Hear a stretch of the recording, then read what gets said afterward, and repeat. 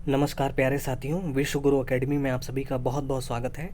दोस्तों, ये है 10th क्लास की इतिहास की एनसीईआरटी का दूसरा अध्याय। ठीक है, जो यहाँ पे लिखा हुआ है अध्याय 2, जो कि है भारत में राष्ट्रवाद। ठीक है जी। तो जो पहला चैप्टर था वो था यूरोप में राष्ट्रवाद, तो वो हमने वहाँ पर देखा था। और दूसरा चैप्टर है भारत में राष्ट्रवाद, क्योंकि ये एनसीईआरटी है भारत और समकालीन विश्व। तो भारत जो है वो विश्व से अलग तो है नहीं। तो इस चैप्टर में हम लोग देखेंगे भारत में राष्ट्रवाद, और इसमें बहुत सारे इंपॉर्टेंट टॉपिक्स हैं, जैसे कि असहयोग आंदोलन है, सविनय अवज्ञा आंदोलन है, रॉलेट एक्ट के बारे में जानेंगे, फर्स्ट वर्ल्ड वॉर जो प्रथम विश्व युद्ध हुआ था उसके क्या प्रभाव पड़े भारतीय आंदोलन पर। ठीक है, नमक सत्याग्रह देखेंगे, और इसमें बहुत सुंदर सुंदर आपको ऐतिहासिक चित्र देखने को मिलेंगे इस चैप्टर में। इसके अलावा अगर आप यूपीएससी की या स्टेट पीसीएस की तैयारी कर रहे हैं, तो जो मेंस परीक्षा, मुख्य परीक्षा जो होती है यूपीएससी की, जीएस फर्स्ट पेपर में जो सिलेबस है इतिहास वाला, उसमें ये सारे टॉपिक्स हैं आपके सिलेबस में है यूपीएससी के। ठीक है, तो बहुत ध्यान से देखिएगा। और आगे बढ़ने से पहले मैं चाहूँगा, देखिए चैप्टर बहुत लंबा है, ठीक है, इसमें कोई डाउट नहीं है। पहला जो चैप्टर था उसमें 28 पेजेस का था, लेकिन हमने फिर भी 1 घंटे से ज़्यादा वीडियो हो गया था कंप्लीट। लगातार मुझे बोलना होता है, लेकिन मैं चाहता हूँ कि अलग से वीडियो ना बनाना पड़े, जो चैप्टर है वो एक ही वीडियो में कंप्लीट हो जाए। ठीक है, तो ये भी चैप्टर जो है 22 पेजेस का है, लेकिन हम चाहेंगे एक ही वीडियो में कंप्लीट हो जाए। और आगे बढ़ने से पहले मैं आपको लास्ट में जो क्वेश्चन दिए गए हैं पहले वो दिखा देता हूँ, और फिर हम इसको पढ़ना शुरू करते हैं। तो उससे होगा ये कि जब हम पढ़ते हुए आगे बढ़ेंगे तब आप ये चीज़ समझते रहेंगे, अपने ध्यान में रखेंगे कि क्वेश्चन किस तरीके से पूछा जा सकता है किसी टॉपिक पर, जो कि यहाँ क्वेश्चन दिए गए हैं। तो पहला क्वेश्चन है कि उपनिवेशों में, अब देखिए उपनिवेश वगैरह क्या है, ये सब तो हम लोग क्लियर कर ही चुके हैं। 9th क्लास की एनसीईआरटी पढ़ा था, सब कुछ हमने डिटेल में समझा था। देखिए उपनिवेश, भारत ब्रिटेन का एक उपनिवेश रहा है। ठीक है, तो उपनिवेशों में राष्ट्रवाद के उदय की प्रक्रिया उपनिवेशवाद विरोधी आंदोलन से जुड़ी हुई क्यों थी। ये जो क्वेश्चन होते हैं, कम से कम आप इनको ध्यान में जरूर रखें कि देखो क्वेश्चन क्या पूछा गया है, क्योंकि क्वेश्चन का ही आंसर आपको लिखना है मुख्य परीक्षा में कहीं ना कहीं। ठीक है, तो उपनिवेशों में, जैसे कि भारत भी एक उपनिवेश हो गया, तो उपनिवेशों में राष्ट्रवाद के जो उदय की प्रक्रिया है वो उपनिवेशवाद विरोधी आंदोलन से जुड़ी हुई थी, लेकिन क्यों। यानी हमने उपनिवेशों का विरोध किया, जो आंदोलन चलाए, तो उसी से राष्ट्रवाद का उदय हुआ, लेकिन क्यों। ठीक है, तो इसका उत्तर आपको मिल जाएगा जब हम लोग पढ़ेंगे। दूसरा क्वेश्चन ये है कि पहले विश्व युद्ध ने भारत में, ठीक है, पहले विश्व युद्ध ने भारत में राष्ट्रीय आंदोलन के विकास में किस प्रकार योगदान दिया। यानी पहले विश्व युद्ध का क्या योगदान था भारत में राष्ट्रीय आंदोलन के विकास में। ठीक है, क्वेश्चन को तोड़कर आपको समझना चाहिए, सटीक अगर आंसर आपको लिखना है तो। अगला क्वेश्चन है कि भारत के लोग रॉलेट एक्ट के विरोध में क्यों थे। तो रॉलेट एक्ट बहुत इंपॉर्टेंट है, ये भी हम लोग इसी चैप्टर में देखेंगे, लेकिन इसका विरोध क्यों किया गया, ठीक है, ये देखेंगे।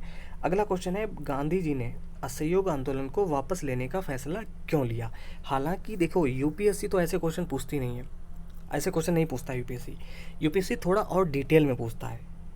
ये वाला जो पहला क्वेश्चन था ये तो हालांकि इस तरीके का हो सकता है, लेकिन जैसे यहाँ पे लिखा हुआ है कि भारत के लोग रॉलेट एक्ट के विरोध में क्यों थे, तो इतना छोटा क्वेश्चन है, यूपीएससी थोड़ा और इसको बढ़ाकर थोड़ा और विस्तार पूर्वक पूछेगा। ठीक है, लेकिन फिर भी आप इन क्वेश्चन को ध्यान में रखिए, कहीं न कहीं उससे आपकी प्रैक्टिस बनी रहेगी। अब चलिए चैप्टर की शुरुआत करते हैं, और ये सारे चैप्टर, ये सारे पेजेस वगैरह, चित्र वगैरह देखते हुए हम लोग अभी आगे बढ़ेंगे। तो आप हेडफोन ज़रूर लगा लें प्लीज़, क्योंकि मुझे 1 घंटे लगातार बोलना होता है, बहुत ज़्यादा तेज़ मैं नहीं बोल सकता, तो प्लीज़ हेडफोन लगा लीजिए, निवेदन है आपसे हमारा। तो भारत में राष्ट्रवाद, जैसा कि आप देख चुके हैं, यूरोप में आधुनिक राष्ट्रवाद के साथ ही राष्ट्र राज्यों का भी उदय हुआ। पिछले चैप्टर में हम लोगों ने देखा था। इससे अपने बारे में लोगों की समझ बदलने लगी, वे कौन हैं, उनकी पहचान किस बात से परिभाषित होती है, यह भावना बदल गई। ठीक है, उनमें राष्ट्र के प्रति लगाव का भाव पैदा होने लगा, यानी राष्ट्र के प्रति, यानी अपने राष्ट्र के प्रति, जिस राष्ट्र के वो रहने वाले थे उसके प्रति लगाव का भाव पैदा होने लगा। नए प्रतीकों और चिन्हों ने, नए गीतों और विचारों ने नए संपर्क स्थापित किए और समुदायों की सीमाओं को दोबारा परिभाषित कर दिया। ज़्यादातर देशों में इस नई राष्ट्रीय पहचान का निर्माण एक लंबी प्रक्रिया में हुआ। आइए देखें कि हमारे देश में यह चेतना किस तरह पैदा हुई। कौन सी चेतना? राष्ट्रवाद की चेतना, यानी अपने राष्ट्र से लगाव की चेतना। ठीक है, यही इस चैप्टर में हमें देखना है। तो दूसरे उपनिवेशों की तरह भारत में भी आधुनिक राष्ट्रवाद के उदय की परिघटना उपनिवेशवाद विरोधी आंदोलन के साथ गहरे तौर पर जुड़ी हुई थी। अब यहाँ लिखा दूसरे उपनिवेशों की तरह। ब्रिटेन के बहुत सारे उपनिवेश थे, जैसे हम लोगों ने देखा पिछली एनसीईआरटी में, 9th क्लास की एनसीईआरटी में भी देखा, पिछले चैप्टर में भी देखा कि और भी उपनिवेश थे, जैसे ऑस्ट्रेलिया हो गया। ठीक है, तो दूसरे उपनिवेशों की तरह भारत में भी आधुनिक राष्ट्रवाद के उदय की परिघटना उपनिवेशवाद विरोधी आंदोलन के साथ गहरे तौर पर जुड़ी हुई थी। कैसे? औपनिवेशिक शासकों के खिलाफ संघर्ष के दौरान लोग आपसी एकता को पहचानने लगे थे। उत्पीड़न और दमन के साझा भाव ने विभिन्न समूहों को एक दूसरे से बांध दिया था, यानी सबको आपस में जोड़ दिया था। लेकिन हर वर्ग और समूह पर उपनिवेशवाद का असर एक जैसा नहीं था। उनके अनुभव भी अलग थे और स्वतंत्रता के मायने भी भिन्न थे। महात्मा गांधी के नेतृत्व में कांग्रेस ने इन समूहों को इकट्ठा करके एक विशाल आंदोलन खड़ा किया, परंतु इस एकता में टकराव के बिंदु भी निहित थे। पहले की एक और पुस्तक में भी आपने भारत में राष्ट्रवाद के उदय का अध्ययन किया था। वहां आपने 20वीं सदी के पहले दशक तक की कहानी पढ़ी थी। इस अध्याय में हम 1920 के दशक से आगे अध्ययन करेंगे और असहयोग आंदोलन तथा सविनय अवज्ञा आंदोलन के बारे में पढ़ेंगे। हम ये देखेंगे कि कांग्रेस ने राष्ट्रीय आंदोलन को विकसित करने के लिए किस तरह के प्रयास किए। इस आंदोलन में विभिन्न सामाजिक समूहों ने किस तरह हिस्सा लिया और किस तरह राष्ट्रवाद ने लोगों की कल्पना को नई उड़ान दे दी। ठीक है, अब यहाँ पर एक चित्र दिया गया है, चित्र संख्या 1, जो है 6 अप्रैल 1919 का। राष्ट्रीय आंदोलन के दौरान सड़कों पर इस तरह के बड़े जुलूस आम बात थी। ठीक है, तो जब राष्ट्रीय आंदोलन चल रहे तो लोग भीड़ पूरी, क्योंकि सब लोग इकट्ठे एक हो गए थे, तो ऐसी भीड़ देखना ये एक आम बात थी। तो ऐसे ऐतिहासिक चित्रों को हम लोग देखते हुए आगे बढ़ेंगे। तो इस चैप्टर का जो पहला टॉपिक है मुख्य, वो है पहला विश्व युद्ध, खिलाफत और असहयोग। ठीक है, तो इनके बारे में जानेंगे और इनके क्या क्या परिणाम हुए, क्या क्या असर इनका पड़ा 1919 के बाद के सालों से। अच्छा, एक चीज़ आप हम लोगों ने पहले देखा भी था कि प्रथम विश्व युद्ध कब हुआ था? 1914 से लेकर 1918 तक हुआ था प्रथम विश्व युद्ध। ठीक है, तो 1919 के बाद के सालों में हम देखते हैं कि राष्ट्रीय आंदोलन नए इलाकों तक फैल गया था। उसमें नए सामाजिक समूह शामिल हो गए थे और संघर्ष की नई पद्धतियां सामने आ रही थीं। इन बदलावों को हम कैसे समझेंगे, उनके क्या परिणाम हुए? सबसे पहली बात यह है कि विश्व युद्ध ने एक नई आर्थिक और राजनीतिक स्थिति पैदा कर दी थी। किसने? विश्व युद्ध ने। इसके कारण रक्षा व्यय में भारी इजाफा हुआ। इस खर्चे की भरपाई करने के लिए युद्ध के नाम पर कर्जे लिए गए और करों में वृद्धि की गई, यानी लोन लिया गया और टैक्स बढ़ा दिए गए। ठीक है, किस लिए? क्योंकि रक्षा व्यय में काफ़ी बढ़ोतरी हो गई थी, रक्षा के क्षेत्र में खर्चा ज़्यादा आ गया था क्योंकि विश्व युद्ध चल रहा था। तो सीमा शुल्क बढ़ा दिए गए और आयकर शुरू कर दिया गया। युद्ध के दौरान कीमतें तेज़ी से बढ़ रही थीं। 1913 से 1918 के बीच कीमतें 2 गुनी हो चुकी थी, जिसके कारण आम लोगों की मुश्किलें बढ़ गई थीं। गाँव में सिपाहियों की जबरन भर्ती किया गया। गाँव में सिपाहियों को जबरन भर्ती किया गया, जिसके कारण ग्रामीण इलाकों में व्यापक गुस्सा था। अच्छा, जबरन भर्ती क्यों कर लिया गया? सब कुछ तो अंग्रेज़ों के कब्जे में था, तो जैसे उनकी मर्जी चलती थी, हमारा तो कुछ बस चलता नहीं था उस समय। ठीक है, तो जबरन भर्ती कर लिया गया क्योंकि विश्व युद्ध में उन्हें, हम लोगों को अपनी तरफ से उन्होंने रखा था, जो भर्ती किया गया था उन लोगों को। ठीक है, तो 1918-19 और 1920-21 में देश के बहुत सारे हिस्सों में फसल खराब हो गई, जिसके कारण खाद्य पदार्थों का भारी अभाव हो गया। उसी समय फ्लू की महामारी फैल गई। 1921 की जनगणना के मुताबिक दुर्भिक्ष यानी अकाल कह सकते हो, अकाल पड़ गया था और महामारी के कारण 120 से 130 लाख लोग मारे गए थे, यानी 1 करोड़ 20 लाख से 1 करोड़ 30 लाख तक, यानी 1 करोड़ से ज़्यादा लोग मारे गए थे कम से कम। कब? किस जनगणना के मुताबिक? 1921 की जनगणना के मुताबिक। किसके कारण? दुर्भिक्ष यानी अकाल के कारण और महामारी के कारण। अब यहाँ पे कुछ नए शब्द दिए गए हैं जिनको हम लोग देखकर आगे बढ़ेंगे। तो जबरन भर्ती का मतलब क्या हुआ? इस प्रक्रिया में अंग्रेज भारत के लोगों को जबरदस्ती सेना में भर्ती कर लेते थे। तो लोगों को उम्मीद थी कि युद्ध खत्म होने के बाद उनकी मुसीबतें कम हो जाएंगी, लेकिन ऐसा नहीं हुआ। इसी समय एक ऐसा इसी समय एक नया नेता सामने आया और उसने संघर्ष का एक नया ढंग, एक नया तरीका पेश किया। वो नेता कौन है आप गेस कर सकते हो? वो नेता थे गांधी जी। ठीक है, और वो नया ढंग क्या था वो हम यहाँ पर देखेंगे। तो सत्याग्रह का विचार। सत्याग्रह का मतलब क्या होता है? इस शब्द को आप इसको तोड़ेंगे, इसका विच्छेद करेंगे, संधि विच्छेद करेंगे, तो इसका मतलब हुआ सत्य आग्रह, यानी ऐसा आग्रह, ऐसा निवेदन जो सही है। ठीक है, तो उसका विचार।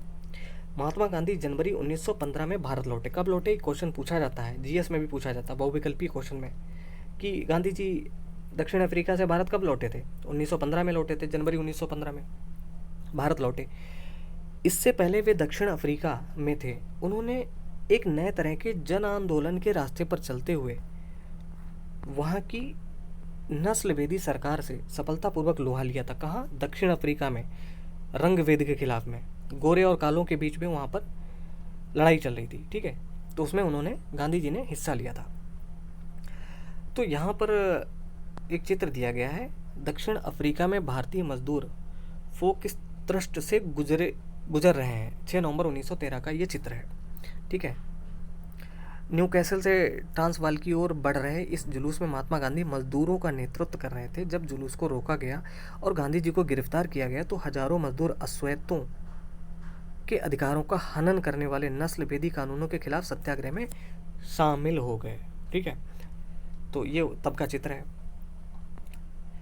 तो किससे वहाँ पर लिया था? नस्लभेदी सरकार से सफलतापूर्वक लोहा लिया था। कहाँ? दक्षिण अफ्रीका में। इस पद्धति को वे सत्याग्रह कहते थे। क्या कहते थे? सत्याग्रह कहते थे। सत्याग्रह के विचार में सत्य की शक्ति पर आग्रह और सत्य की खोज पर जोर दिया जाता था। इसका अर्थ यह था कि अगर आपका उद्देश्य सच्चा है, यदि आपका संघर्ष अन्याय के खिलाफ है, तो उत्पीड़क से मुकाबला करने के लिए आपको किसी शारीरिक बल की आवश्यकता नहीं है। प्रतिशोध की भावना या आक्रामकता का सहारा लिए बिना सत्याग्रही केवल अहिंसा के सहारे भी अपने संघर्ष में सफल हो सकता है। ये था सत्याग्रह का विचार। ठीक है, तो इसके लिए दमनकारी शत्रु की चेतना को झिझोड़ना चाहिए। उत्पीड़क शत्रु को ही नहीं बल्कि सभी लोगों को हिंसा के जरिए सत्य को स्वीकार करने पर विवश की बजाय सच्चाई को देखने और सहज भाव से स्वीकार करने के लिए प्रेरित किया जाना चाहिए। यानी उसको ये एहसास दिलाना चाहिए कि सत्य क्या है। इस संघर्ष में अंततः सत्य की ही जीत होती है। गांधी जी का विश्वास था कि अहिंसा का यह धर्म सभी भारतीयों को एकता के सूत्र में बांध सकता है। ठीक है, तो ये था सत्याग्रह का विचार। अब यहाँ पर स्रोत दिए गए। देखिए, स्रोत जो है वो हालांकि उतने इंपॉर्टेंट है नहीं, लेकिन चूंकि अब गांधी जी के विचार वगैरह हैं तो काफ़ी इंपॉर्टेंट भी हैं। तो इनको चाहो तो आप अलग से, चूँकि PDF डाउनलोड करके गूगल से आपको मिल जाएगी, ये 10th क्लास की NCERT की PDF वगैरह, तो वहाँ से कर सकते हो। नहीं तो यहाँ वीडियो में पॉज कर दे रहा हूँ और इसको आप पढ़ सकते हो। ठीक है, तो हालांकि जो चैप्टर जो हम लोग यहाँ पे पढ़ रहे हैं यही इंपॉर्टेंट है। आप फिर आगे क्या हुआ? भारत आने के बाद, तो गांधी जी कब आए थे भारत? 1915 में, अभी हमने देखा। तो भारत आने के बाद गांधी जी ने कई स्थानों पर सत्याग्रह आंदोलन चलाया।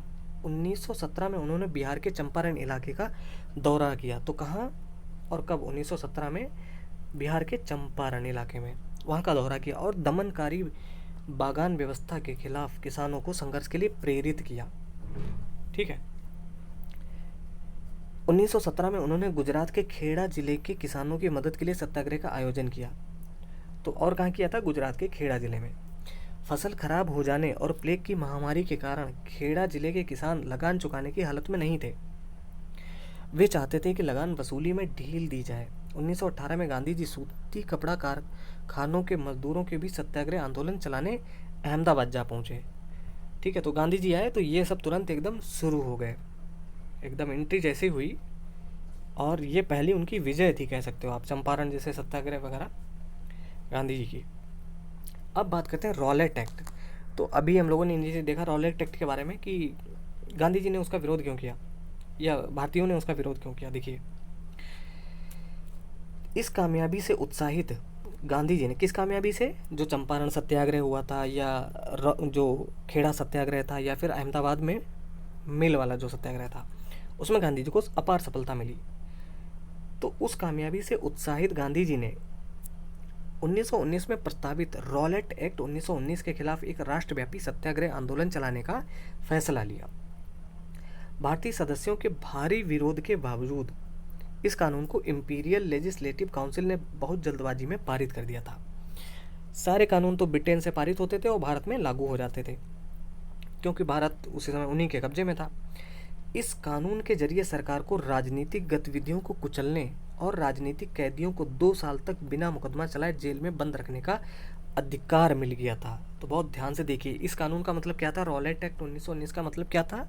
इस कानून के जरिए सरकार को राजनीतिक गतिविधियों को कुचलने, सरकार मतलब ब्रिटिश सरकार को राजनीतिक गतिविधियों को कुचलने का और राजनीतिक कैदियों को 2 साल तक बिना मुकदमा चलाए जेल में बंद रखने का अधिकार मिल गया था।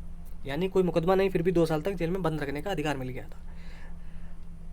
महात्मा गांधी ऐसे अन्यायपूर्ण कानूनों के खिलाफ अहिंसक ढंग से नागरिक अवज्ञा चाहते थे। इसे 6 अप्रैल को एक हड़ताल से शुरू होना था।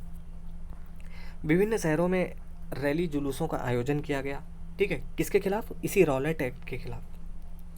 रेलवे वर्कशॉप में कामगार हड़ताल पर चले गए, दुकानें बंद हो गईं। इस व्यापक जन उभार से चिंतित तथा रेलवे व टेलीग्राफ जैसी संचार सुविधाओं के भंग हो जाने की आशंका से भयभीत अंग्रेजों ने राष्ट्रवादियों पर दमन शुरू कर दिया। अच्छा, लोगों ने काम क्यों बंद कर दिया था? जो भी काम करते थे अंग्रेजों के लिए करते थे, तो उनका काम करना बंद कर दिया पूरी तरीके से। तो उससे क्या हुआ? अंग्रेज लोग भयभीत हो गए। अमृतसर में बहुत सारे स्थानीय नेताओं को हिरासत में ले लिया गया। जो लोग विरोध कर रहे थे उनको हिरासत में ले लिया गया। गांधी जी के दिल्ली में प्रवेश करने पर पाबंदी लगा दी गई। किसके? गांधी जी के, कि दिल्ली में नहीं घुस सकते। 10 अप्रैल को पुलिस ने अमृतसर में एक शांतिपूर्ण जुलूस पर गोली चला दी। कहाँ? अमृतसर में। इसके बाद लोग बैंकों, डाकखानों और रेलवे स्टेशनों पर हमला करने लगे। लोग मतलब जो भारतीय लोग थे वो हमला करने लगे। मार्शल लॉ लागू कर दिया गया और जनरल डायर ने कमान संभाल ली। किसने संभाली? जनरल डायर ने। अभी आगे देखेंगे पूरा। 13 अप्रैल को जलियांवाला बाग हत्याकांड हुआ। बहुत इंपॉर्टेंट तारीख है और इतिहास की बहुत ही बीभत्स घटना। ठीक है, बहुत ही हिंसक और निंदनीय घटना। 13 अप्रैल 1919 को जलियांवाला बाग हत्याकांड हुआ। उस दिन अमृतसर में बहुत सारे गांव वाले सालाना बैसाखी मेले में शिरकत करने के लिए जलियांवाला बाग मैदान में जमा हुए। कहाँ? अमृतसर के जलियांवाला बाग मैदान में। काफ़ी लोग तो सरकार द्वारा लागू किए गए दमनकारी कानून का विरोध प्रकट करने के लिए एकत्रित हुए। यह मैदान चारों तरफ से बंद था। शहर से बाहर होने के कारण वहां जुटे लोगों को यह पता नहीं था कि इलाके में मार्शल लॉ लागू किया जा चुका है। जनरल डायर हथियारबंद सैनिकों के साथ वहां पहुंचा और जाते ही उसने मैदान से बाहर निकलने के सारे रास्तों को बंद कर दिया। यानी चारों तरफ से उस मैदान के निकलने के जो रास्ते थे उनको बंद कर लिया। इसके बाद उसके सिपाहियों ने भीड़ पर अंधाधुंध गोलियां चला दी। सैकड़ों लोग मारे गए। बाद में उसने बताया कि वह सत्याग्रहियों के जहन में दहशत और विस्मय का भय पैदा करके एक नैतिक प्रभाव उत्पन्न करना चाहता था। कौन? General Dyer. तो ये चित्र यहाँ पे दिया गया है, चित्र 3। जनरल डायर के हुक्म से सिपाही लोगों को घिसट कर चलने के लिए मजबूर कर रहे हैं। पंजाब 1919 का ये चित्र है। ठीक है, इनके सिपाही लोग हैं, लोगों को कह रहे हैं चलो घिसटते हुए आगे चलो। तो आगे क्या हुआ देखते हैं। जैसे जैसे जलियांवाला बाग की खबर फैली, उत्तर भारत के बहुत सारे शहरों में लोग सड़कों पर उतरने लगे, हड़तालें होने लगी, लोग पुलिस से मोर्चा लेने लगे और सरकारी इमारतों पर हमला करने लगे। और क्यों करने लगे? क्योंकि सैकड़ों लोग मारे गए थे इस हत्याकांड में। सरकार ने इन कार्रवाइयों को निर्ममता से कुचलने का रास्ता अपनाया। सरकार लोगों को अपमानित और आतंकित करना चाहती थी। सत्याग्रहियों को जमीन पर नाक रगड़ने के लिए, सड़क पर घिसट कर चलने और सारे साहिबों को सलाम मारने के लिए मजबूर किया गया। लोगों को कोड़े मारे गए और गांव गुजरांवाला पंजाब पर बम बरसाए गए। हिंसा फैलते देख गांधी जी ने आंदोलन वापस ले लिया। क्या करते? मजबूरन, इसलिए गांधी जी ने आंदोलन वापस ले लिया। भले ही रॉलेट सत्याग्रह एक बहुत बड़ा आंदोलन था, लेकिन अभी भी वह मुख्य रूप से शहरों और कस्बों तक ही सीमित था। गांधी जी पूरे भारत में और भी ज़्यादा जनाधार वाला आंदोलन खड़ा करना चाहते थे, लेकिन उनका मानना था कि हिंदू मुसलमानों को एक दूसरे के नज़दीक लाए बिना ऐसा कोई आंदोलन नहीं चलाया जा सकता। यानी सबको एक होना पड़ेगा। उन्हें लगता था कि खिलाफत का मुद्दा उठाकर वे दोनों समुदायों को नज़दीक ला सकते हैं। पहले विश्व युद्ध में ऑटोमन तुर्की की हार हो चुकी थी। जो फर्स्ट वर्ल्ड वॉर हुआ था उसमें तुर्की की, ऑटोमन साम्राज्य जो था तुर्की, ऑटोमन तुर्की की हार हो चुकी थी। इस आशय की अफवाहें फैली हुई थी कि इस्लामिक विश्व के आध्यात्मिक नेता, जिनको खलीफा कहा जाता था, ऑटोमन सम्राट पर एक बहुत सख्त संधि थोपी जाएगी। खलीफा की तात्कालिक शक्तियों की रक्षा के लिए मार्च 1919 में बंबई में एक खिलाफत समिति का गठन किया गया। किसके लिए? खलीफा की तात्कालिक शक्तियों की रक्षा के लिए। मोहम्मद अली और शौकत अली बंधुओं के साथ साथ कई युवा मुस्लिम नेताओं ने इस मुद्दे पर संयुक्त जन कार्रवाई की संभावना तलाशने के लिए महात्मा गांधी के साथ चर्चा शुरू कर दी। सितंबर 1920 में, अब देखिए यहाँ पर क्या था कि दुनिया भर के जितने भी मुस्लिम लोग थे वो खलीफा के पक्ष में थे, यानी तुर्की के पक्ष में थे। ठीक है, अब देखिए यहाँ पर सितंबर 1920 में कांग्रेस के कलकत्ता अधिवेशन में महात्मा गांधी ने भी दूसरे नेताओं को इस बात पर राजी कर लिया कि खिलाफत आंदोलन के समर्थन और स्वराज के लिए एक असहयोग आंदोलन शुरू किया जाना चाहिए। कौन सा आंदोलन? असहयोग आंदोलन। ठीक है, अब देखिए असहयोग का मतलब क्या है। यहाँ पर देखिए असहयोग ही क्यों। अपनी प्रसिद्ध पुस्तक हिंद स्वराज में, तो हिंद स्वराज किसकी पुस्तक है? आप याद रखिए, महात्मा गांधी की पुस्तक है हिंद स्वराज। 1909 में महात्मा गांधी ने कहा था कि भारत में ब्रिटिश शासन भारतीयों के सहयोग से ही स्थापित हुआ था और यह शासन इसी सहयोग के कारण चल पा रहा है। यानी जो ब्रिटिशर्स ने यहाँ पर कब्जा किया था वो कहीं ना कहीं भारतीयों के सहयोग से ही स्थापना हो पाई थी। और आप इसके उदाहरण भी देख सकते हो, जैसे क्या हुआ, प्लासी का युद्ध हुआ तो क्या हुआ, कहीं ना कहीं उनको भारत से ही सहयोग मिला। और भी बहुत सारे एग्जाम्पल्स हैं। तो गांधी जी ने कहा था अपनी पुस्तक में कि भारत में ब्रिटिश शासन भारतीयों के सहयोग से ही स्थापित हुआ था और यह शासन इसी सहयोग के कारण चल पा रहा है। अगर भारत के लोग अपना सहयोग वापस ले लें तो साल भर के भीतर ब्रिटिश शासन ढह जाएगा और स्वराज की स्थापना हो जाएगी। यानी लोग अपना सहयोग वापस ले लें, यानी असहयोग कर दें, तो क्या होगा? ब्रिटिश शासन समाप्त हो जाएगा। ऐसा गांधी जी का विचार था। तो अब आगे बढ़ते हैं। असहयोग का विचार आंदोलन कैसे बन सकता था? गांधी जी का सुझाव था कि आंदोलन चरणबद्ध तरीके से आगे बढ़ना चाहिए, यानी धीरे धीरे एक एक स्टेप बाय स्टेप बढ़ना चाहिए। सबसे पहले लोगों को सरकार द्वारा दी गई पदवियां लौटा देनी चाहिए। यानी जो सरकार ने, ब्रिटिश सरकार ने जो लोगों को पदवी दी है वो लौटा देनी चाहिए। और सरकारी नौकरियों, सेना, पुलिस, अदालतें, विधायी परिषदों, स्कूलों और विदेशी वस्तुओं का बहिष्कार करना चाहिए। यानी हम पूरी तरीके से नकार दें कि तुम्हारी हमें कोई चीज़ नहीं चाहिए ब्रिटिशर्स की, ठीक है, अंग्रेज़ों की, उसका बहिष्कार करना चाहिए। अगर सर, अब देखिए बहिष्कार का मतलब क्या है आप समझ गए होंगे, लेकिन फिर भी यहाँ पे एक शब्द दिया गया है कि बहिष्कार का मतलब है किसी के साथ संपर्क रखने और जुड़ने से इनकार करना या गतिविधियों में हिस्सेदारी, चीज़ों की खरीद व इस्तेमाल से इनकार करना। आमतौर पर यह विरोध का एक रूप होता है। ठीक है, कौन सा? बहिष्कार। तो क्या हुआ? गांधी जी ने कहा इन सब चीज़ों का बहिष्कार कर देना चाहिए। जितनी भी उनकी दी गई जो पदवियां हैं, जो अवार्ड्स हैं, उनको सबको वापस कर दो। ठीक है, उनकी जो नौकरियां हैं और उनकी जो वस्तुएं हैं उनका सबका बहिष्कार कर दो। अगर सरकार दमन का रास्ता अपनाती है तो व्यापक सविनय अवज्ञा अभियान भी शुरू किया जाए। 1920 की गर्मियों में गांधी जी और शौकत अली आंदोलन के लिए समर्थन जुटाते हुए देश भर में यात्राएं करते रहे। कौन कौन? गांधी जी और शौकत अली। कब? 1920 की गर्मियों में। आगे क्या हुआ? कांग्रेस में बहुत सारे लोग इन प्रस्तावों पर सशंकित थे। वे नवंबर 1920 में विधायी परिषद के लिए होने वाले चुनाव का बहिष्कार करने में हिचकिचा रहे थे। उन्हें भय था कि इस आंदोलन में लोग हिंसा कर सकते हैं। सितंबर से दिसंबर तक कांग्रेस में भारी खींचतान चलती रही।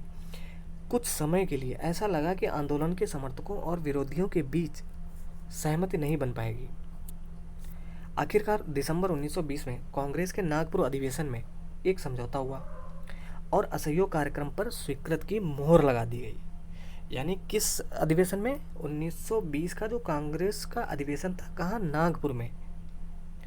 उसमें असहयोग आंदोलन को चलाए जाने की स्वीकृत पर मोहर लगा दी गई। ठीक है, ये बात आप याद रखना।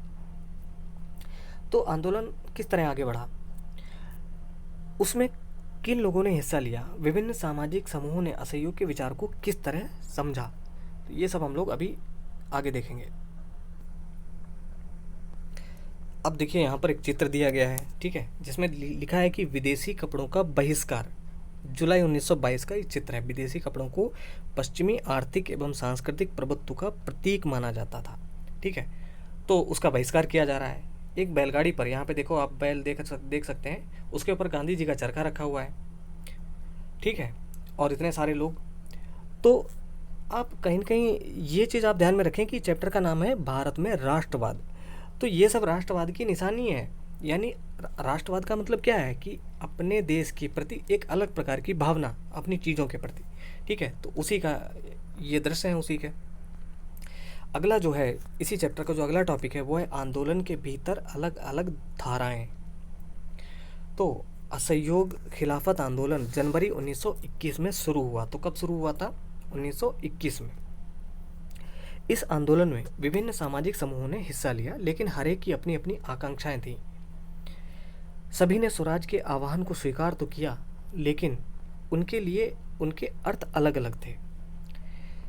अब देखो, शहरों में आंदोलन की शुरुआत शहरी मध्य वर्ग की हिस्सेदारी के साथ हुई। हजारों विद्यार्थियों ने स्कूल कॉलेज छोड़ दिए, हेडमास्टरों और शिक्षकों ने इस्तीफे सौंप दिए, वकीलों ने मुकदमे लड़ना बंद कर दिया। मद्रास के अलावा ज़्यादातर प्रांतों में परिषद चुनावों का बहिष्कार किया गया।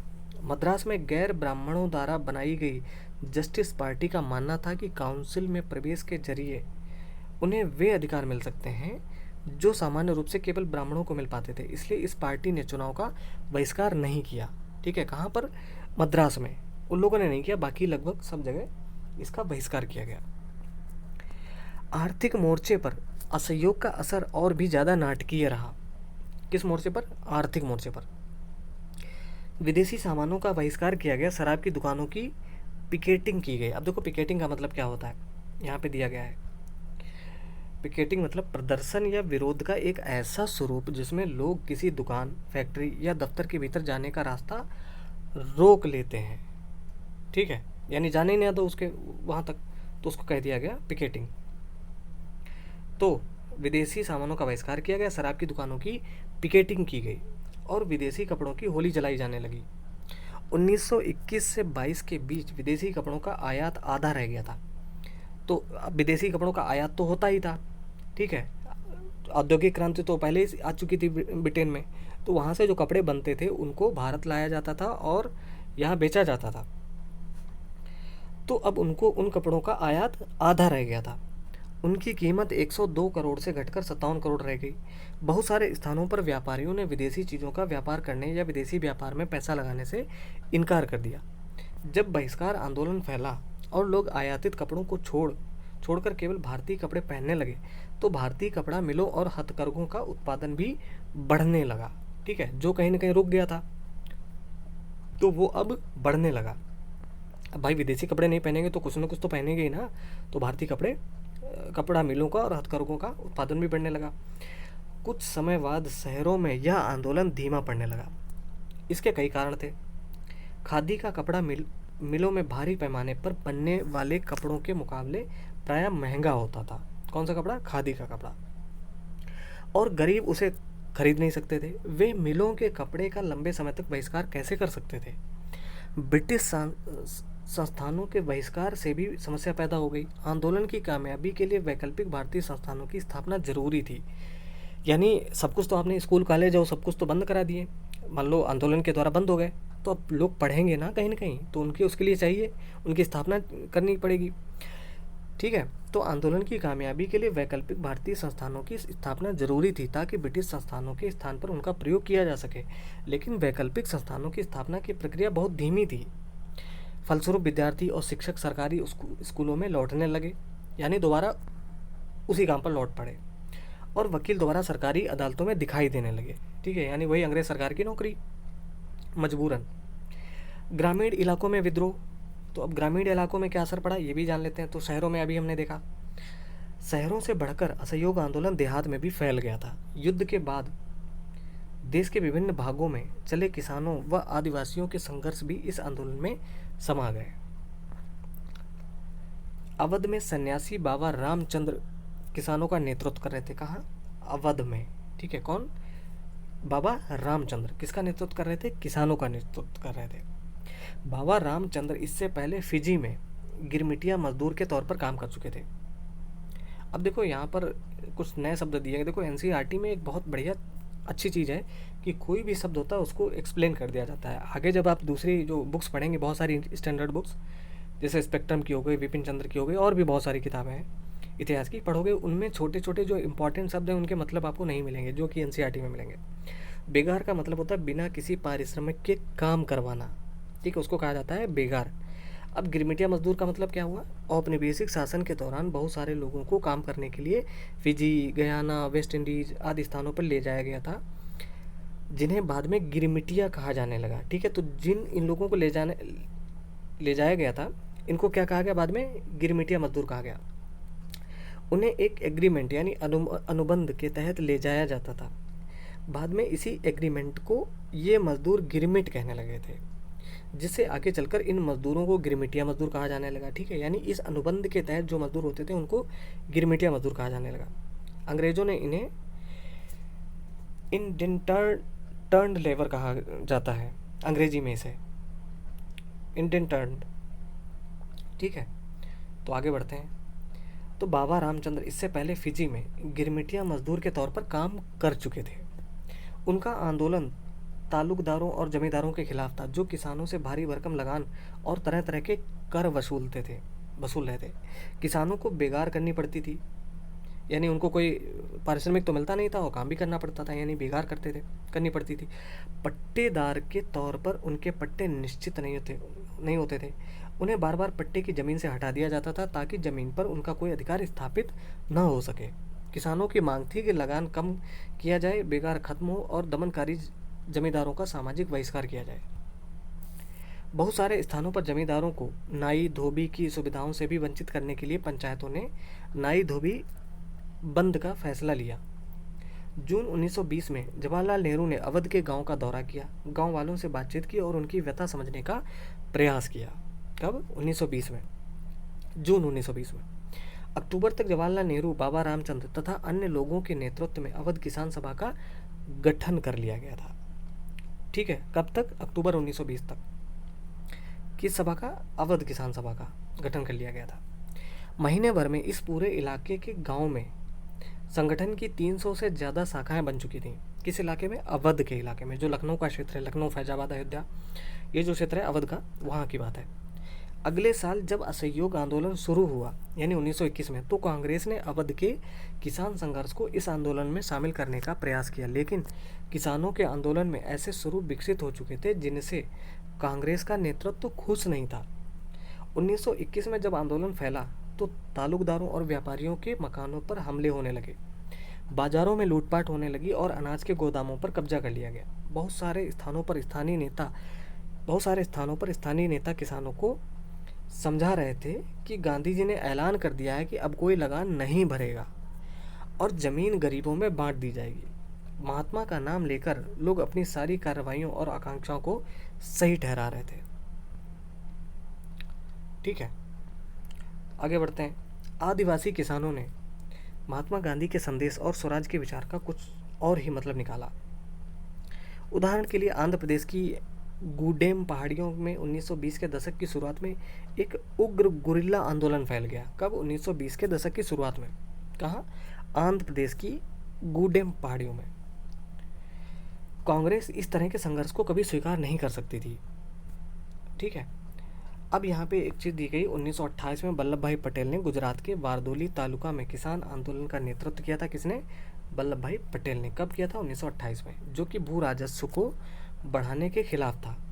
ठीक है, यह बारदोली सत्याग्रह के नाम से जाना जाता है। यह आंदोलन वल्लभ भाई पटेल के सक्षम नेतृत्व के तहत सफल रहा। इस संघर्ष का प्रचार व्यापक रूप से हुआ और इसे भारत के कई हिस्सों में अत्यधिक सहानुभूति प्राप्त हुई।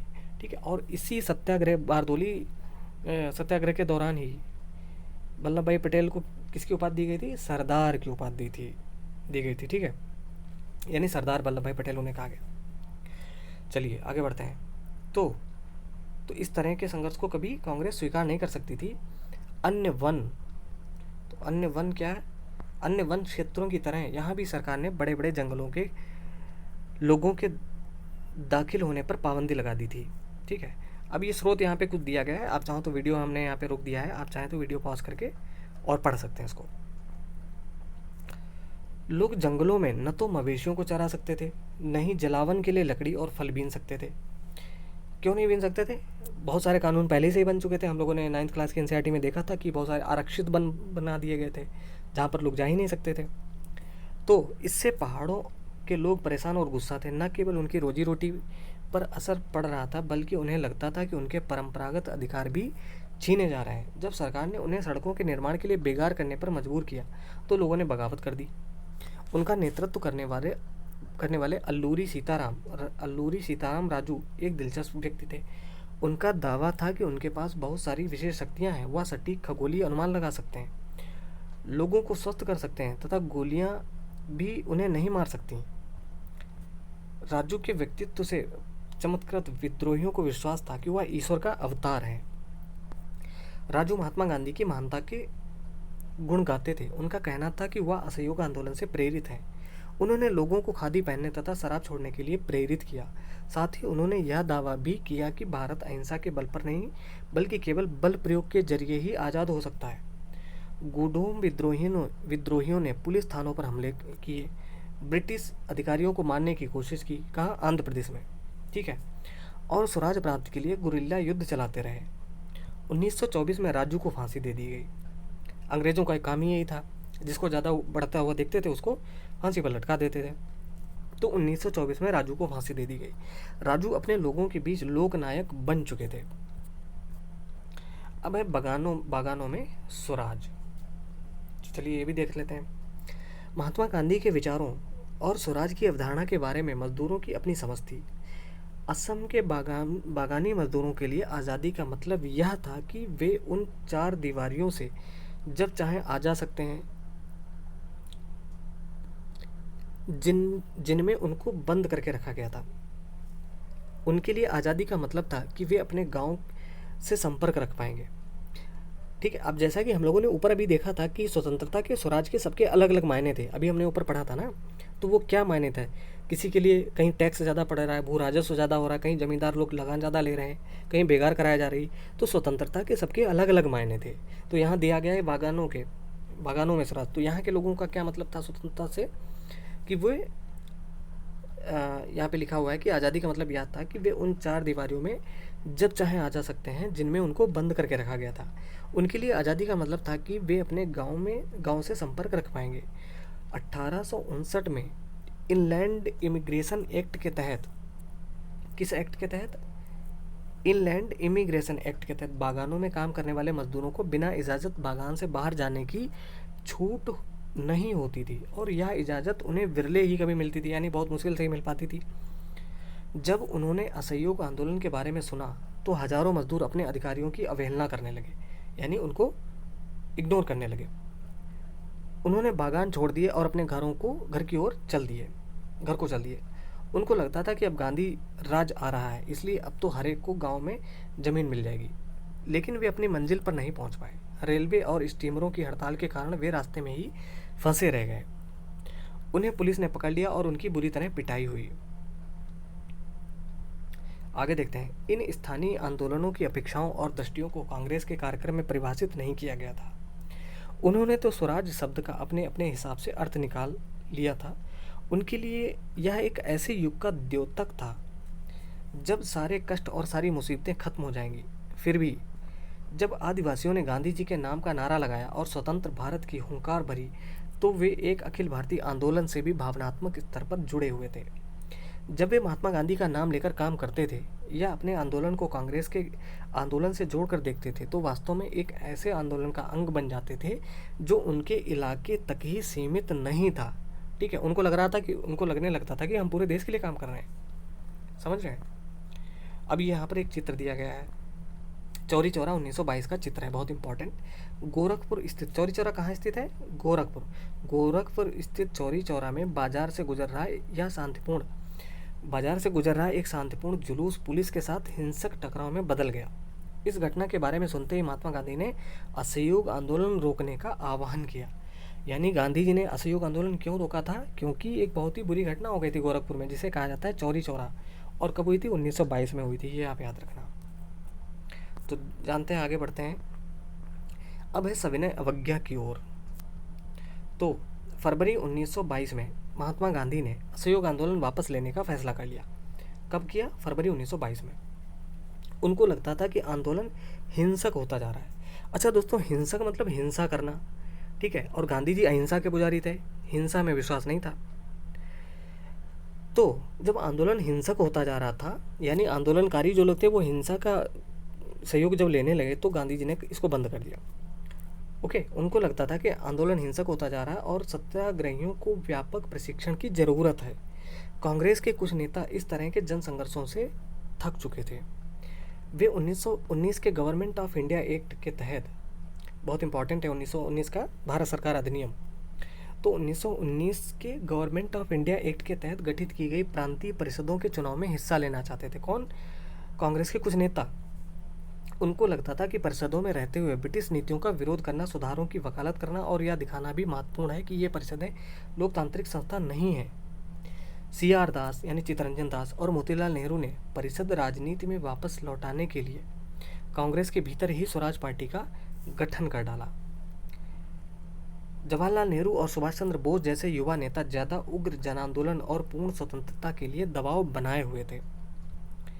आंतरिक बहस व असहमति के इस माहौल में दो ऐसे तत्व थे जिन्होंने 20 के दशक के आखिरी सालों में भारतीय राजनीति की रूपरेखा एक बार फिर बदल दी। पहला कारक था विश्वव्यापी आर्थिक मंदी का असर। 1926 से कृषि उत्पादों की कीमतें गिरने लगी थी और 1930 के बाद तो पूरी तरह धराशायी हो गई। कृषि उत्पादों की मांग गिरी और निर्यात कम होने लगा, तो किसानों को अपनी उपज बेचना और लगान चुकाना भी भारी पड़ने लगा। 1930 तक ग्रामीण इलाके भारी उथल पुथल से गुजरने लगे थे। तो ये कहानी थी 1930 के आसपास की। अब यहाँ पे दिया गया बॉक्स में कि साइमन कमीशन के खिलाफ शांतिपूर्ण प्रदर्शन के दौरान ब्रिटिश पुलिस ने लाला लाजपत राय पर हमला कर दिया। किस लिए किया था? साइमन कमीशन के विरोध में जो प्रदर्शन हो रहा था उसमें। प्रदर्शन के दौरान मिले गहरे जख्मों के कारण उन्होंने दम तोड़ दिया। किसने? लाला लाजपत राय ने। उनकी मृत्यु हो गई थी। तो आगे बढ़ते हैं। इसी पृष्ठभूमि में ब्रिटेन की नई टोरी सरकार ने सर जॉन साइमन के नेतृत्व में, किसके नेतृत्व में? सर जॉन साइमन के नेतृत्व में एक वैधानिक आयोग का गठन कर दिया। राष्ट्रवादी आंदोलन के जवाब में गठित किए गए इस आयोग को भारत में संवैधानिक व्यवस्था की कार्यशैली का अध्ययन करना था और उसके बारे में सुझाव देने थे। इस आयोग में एक भी भारतीय सदस्य नहीं था, सारे अंग्रेज थे। किस आयोग में? साइमन आयोग में। और ये किसके नेतृत्व में भेजा गया था? सर जॉन साइमन के नेतृत्व में, जिसमें कि एक भी भारतीय सदस्य नहीं था और इसी का तो विरोध किया जा रहा था। तो जब 1928 में जब साइमन कमीशन भारत पहुंचा तो उसका स्वागत साइमन कमीशन वापस जाओ, Simon commission go back, Simon go back के नारों से किया गया। इनका स्वागत क्या किया गया? मतलब नारे लगाए गए। जब ये आया यहाँ पर तो इसके नारे लगाए गए कि साइमन गो बैक, साइमन वापस जाओ। कांग्रेस और मुस्लिम लीग सभी पार्टियों ने प्रदर्शनों में हिस्सा लिया, यानी कांग्रेस भी इसका विरोध कर रही थी साइमन कमीशन का और मुस्लिम लीग भी कर रही थी। इस विरोध को शांत करने के लिए वायसराय लॉर्ड इरविन ने अक्टूबर 1929 में भारत के लिए डोमिनियन स्टेटस का गोलमोल सा ऐलान कर दिया। किसका? डोमिनियन स्टेटस का। अच्छा, डोमिनियन का मतलब क्या होता है? एक संप्रभु, मतलब डोमिनियन स्टेटस का। अभी आगे हम लोग देखेंगे विस्तार में इसके बारे में। उन्होंने इस बारे में कोई समय सीमा भी नहीं बताई। किसने? लॉर्ड इरविन ने। उन्होंने सिर्फ इतना कहा कि भावी संविधान के बारे में चर्चा करने के लिए गोलमेज सम्मेलन आयोजित किया जाएगा। इस प्रस्ताव से कांग्रेस के नेता संतुष्ट नहीं थे। जवाहरलाल नेहरू और सुभाष चंद्र बोस के नेतृत्व में कांग्रेस का तेज तर्रार खेमा आक्रामक तेवर अपनाने लगा। उदारवादी और मध्यमार्गी नेता ब्रिटिश डोमिनियन के भीतर ही संवैधानिक व्यवस्था के पक्ष में थे। ठीक है। अच्छा, यहाँ पे कुछ एक चित्र है, जरा वो देखते हैं। ये चित्र है इलाहाबाद में कांग्रेस के नेताओं की बैठक, उसका चित्र है।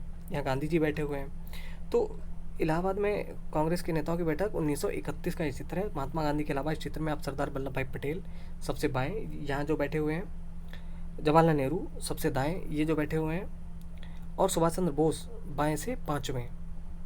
ठीक है, ये जो बैठे हुए हैं, तो इनको भी देख सकते हो आप। तो इस चित्र में कहाँ का, इलाहाबाद का कांग्रेस की नेताओं की बैठक 1931 की। ठीक है, तो क्या हुआ कि उदारवादी और मध्यमार्गी नेता ब्रिटिश डोमिनियन के भीतर ही संवैधानिक व्यवस्था के पक्ष में थे, लेकिन इस खेमे का प्रभाव घटता जा रहा था। दिसंबर 1929 में जवाहरलाल नेहरू की अध्यक्षता में कांग्रेस के लाहौर अधिवेशन में पूर्ण स्वराज की मांग को औपचारिक रूप से मान लिया गया था। कब? दिसंबर 1929 में लाहौर में अधिवेशन हुआ था, किसकी अध्यक्षता में? जवाहरलाल नेहरू की अध्यक्षता में। बहुत इंपॉर्टेंट अधिवेशन है ये, जिसमें मांग की गई थी पूर्ण स्वराज की। तो क्वेश्चन पूछा जाता है किस अधिवेशन में? तो दिसंबर 1929 के लाहौर अधिवेशन में। तो उसको औपचारिक रूप से मान लिया गया था। तय किया गया कि 26 जनवरी 1930 को स्वतंत्रता दिवस के रूप में मनाया जाएगा। तो इसी अधिवेशन में ये डिसीजन लिया गया था कि 26 जनवरी 1930 को स्वतंत्रता दिवस मनाया जाएगा और उस दिन लोग पूर्ण स्वराज के लिए संघर्ष की शपथ लेंगे। इस उत्सव की ओर बहुत कम ही लोगों ने ध्यान दिया। अच्छा दोस्तों, आगे बढ़ने से पहले एक बात आपको बता दें कि जो हमारा गणतंत्र दिवस है ये 26 जनवरी को ही क्यों मनाया जाता है। उसका एक कारण ये भी है यहाँ पर, उसका कारण एक कारण ये है कि जो लाहौर अधिवेशन हुआ था 1929 में, और तो फिर क्या हुआ कि यहाँ पर एक संकल्प लिया गया था कि 26 जनवरी को 1930 को स्वतंत्रता दिवस के रूप में मनाया जाएगा। लेकिन हमारा देश जो है आज़ाद हो गया 15 अगस्त को, तो उस तिथि को यादगार बनाए रखने के लिए 26 जनवरी को गणतंत्र दिवस मनाया जाने लगा। ठीक है, उस तिथि को रावी नदी के तट पर झंडा फहराया था 1930 में। तो 26 जनवरी 1930 को स्वतंत्रता दिवस के रूप में मनाया जाएगा और उस दिन लोग पूर्ण स्वराज के लिए संघर्ष की शपथ लेंगे। ये कब किया गया था? 1930 के लाहौर अधिवेशन में इसकी योजना की गई थी। इस उत्सव की ओर बहुत कम ही लोगों ने ध्यान दिया। अब स्वतंत्रता के इस अमूर्त विचार को रोजमर्रा जिंदगी के ठोस मुद्दे से जोड़ने के लिए महात्मा गांधी को कोई और रास्ता ढूंढना था। अब यहाँ दिया गया स्वतंत्रता दिवस की शपथ, जरा इसको पढ़ लेते हैं ये स्रोत के बारे में। हमारा विश्वास है कि किसी भी समाज की तरह भारतीय जनता का भी यह एक अहरणीय अधिकार है कि उन्हें आज़ादी मिले, अपनी मेहनत का फल मिले और जीवन की सभी आवश्यकताएं पूरी हों, जिससे उन्हें आगे बढ़ने के लिए परिपूर्ण अवसर मिले। हमारा यह भी विश्वास है कि यदि कोई भी सरकार अपनी जनता को इन अधिकारों से वंचित रखती है और दबाव बनाती है और दबाती है, तो जनता को भी सरकार को बदलने या उसे समूल समाप्त करने का अधिकार है। भारत में ब्रितानी सरकार यानी ब्रिटेन की सरकार ने न केवल भारतीय जनता को स्वतंत्रता से वंचित किया है, बल्कि उसने जनता का शोषण किया है और देश को आर्थिक, राजनीतिक, सांस्कृतिक एवं आध्यात्मिक स्तर पर नष्ट कर दिया है। इसलिए हमारा विश्वास है कि भारत को अनिवार्य रूप से ब्रिटेन के साथ अपनी सभी संबंधों को समाप्त करके पूर्ण स्वराज प्राप्त करना चाहिए। ये है शपथ, स्वतंत्रता दिवस की शपथ 26 जनवरी 1930 को। और कहीं न कहीं इसी कारण की वजह से उस तिथि को यादगार बनाने के लिए 26 जनवरी को गणतंत्र दिवस मनाया जाता है। ठीक है जी, मतलब इसीलिए मनाया गया। चलिए आगे देखते हैं। तो अब है नमक यात्रा और सविनय अवज्ञा आंदोलन के बारे में। बहुत इंपॉर्टेंट है, ध्यान से देखिए। देश को एकजुट करने के लिए महात्मा गांधी को नमक एक शक्तिशाली प्रतीक दिखाई दिया। अच्छा दोस्तों, आप लोगों को इंटरेस्ट आ रहा है कि नहीं पढ़ने में? ये चीज़ आप हमें कमेंट सेक्शन में ज़रूर बताइएगा कि देखिए, अगर आप इंटरेस्टेड हैं पढ़ने में तब तो ज़रूर आपको दिलचस्पी आ रही होगी, चाहे 1 घंटे का लेक्चर हो चाहे 4 घंटे का हो। आप ब्रेक लेके देखिए, लेकिन पूरा देखिए, समझिए। हमारे देश का इतिहास है, एग्ज़ाम में तो पूछा ही जाएगा, इसके अलावा भी आपको पता होना चाहिए। ठीक है जी। तो नमक यात्रा और सविनय अवज्ञा आंदोलन। देश को एकजुट करने के लिए महात्मा गांधी को नमक एक शक्तिशाली प्रतीक दिखाई दिया। अब देखो गांधी जी की योजना देखिए, नमक में उनको दिखाई दे गया प्रतीक। 31 जनवरी 1930 को, कब? 31 जनवरी 1930 को उन्होंने वायसराय इरविन को एक खत लिखा, एक चिट्ठी लिखी। इस खत में उन्होंने 11 मांगों का उल्लेख किया। कितनी मांगों का? 11 मांगों का उल्लेख किया। कब? 31 जनवरी 1930 को। किसको पत्र लिखा था? वायसराय लॉर्ड इरविन को। इनमें से कुछ सामान्य मांगे थीं, जबकि कुछ मांगे उद्योगपतियों से लेकर किसानों तक विभिन्न तबकों से जुड़ी हुई थी। गांधी जी इन मांगों के जरिए समाज के सभी वर्गों को अपने साथ जोड़ना चाहते थे ताकि सभी उनके अभियान में शामिल हो सकें। इनमें सबसे महत्वपूर्ण मांग नमक कर को खत्म करने के बारे में थी।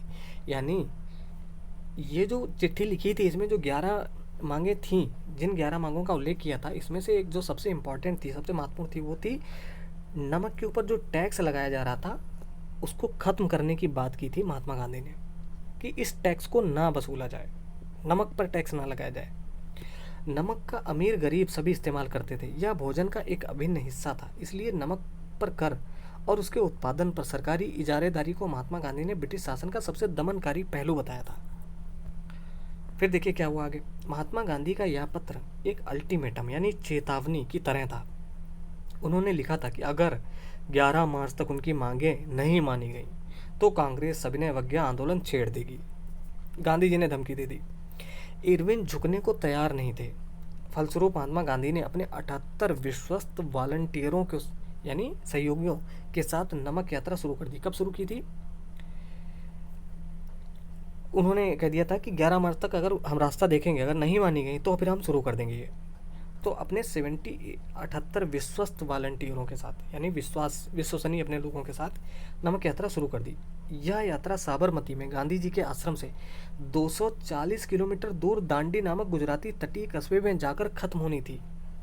साबरमती आश्रम अहमदाबाद गुजरात में, वहाँ से इसकी शुरुआत हुई थी। और कितने किलोमीटर पैदल चलना था?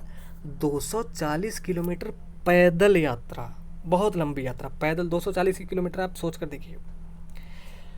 वहाँ साबरमती आश्रम से दूर दांडी नामक गुजराती तटीय कस्बे में, गुजरात के तट पर एक कस्बा है जिसका नाम है दांडी, वहाँ पर जाकर खत्म होनी थी ये यात्रा। गांधी जी की टोली ने 24 दिन तक हर रोज लगभग 10 मील का सफ़र तय किया। कितने दिन चले थे पैदल? 24 दिन तक चले थे। जहाँ भी रुकते हजारों लोग उन्हें सुनने आते। इन सभाओं में गांधी जी ने स्वराज का अर्थ स्पष्ट किया और आह्वान किया कि लोग अंग्रेजों की शांतिपूर्ण अवज्ञा करें, शांतिपूर्वक अवज्ञा करें, यानी हमें उनका कोई हिंसा के आधार पर तोड़फोड़ नहीं करनी है, चुपचाप उनकी बात को नहीं मानना है। अवज्ञा का मतलब यही होता है कि हम तुम्हारी बात को चुपचाप नहीं मानेंगे, नहीं करेंगे तुम्हारी बात का पालन, यानी अंग्रेजों का कहा न माने। 6 अप्रैल को वह दांडी पहुंचे। कौन? गांधी जी।